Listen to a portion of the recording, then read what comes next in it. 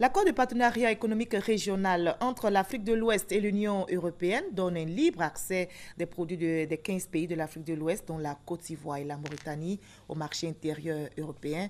Pour la mise en œuvre réussie de cet accord, la Côte d'Ivoire procède à l'élaboration de sa stratégie et de son plan d'action. Ce plan a été présenté aux partenaires au développement. Justine Seydjike.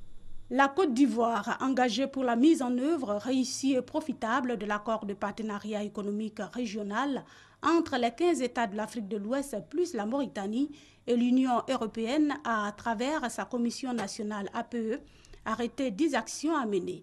Ces actions portent entre autres sur le renforcement de la gouvernance nationale de l'accord, la mise en œuvre des réformes et disciplines issues de l'accord, la promotion et la prospérité des entreprises. Le plan d'action 2017-2020 pour la mise en œuvre de l'APE régionale en vue de l'atteinte de l'émergence de la Côte d'Ivoire en 2020, qui fait l'objet de cette rencontre, accorde une place de choix au secteur privé, moteur de l'économie ivoirienne.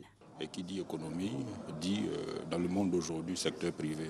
C'est pour ça que le secteur privé se sent impliqué dans ce processus, parce que les résolutions, les recommandations, tout ce qui découlera des accords aura un impact sur la vie du secteur privé. Rappelons que la Côte d'Ivoire et le Ghana ont conclu chacun un APE intérimaire avec l'Union européenne. Celui de la Côte d'Ivoire, signé le 26 novembre 2008, donne un libre accès des produits ivoiriens au marché européen.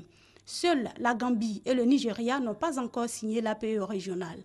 Une fois signé par tous, l'accord régional pourra être ratifié par chaque pays et ainsi se substituer aux accords intérimaires du Ghana et de la Côte d'Ivoire.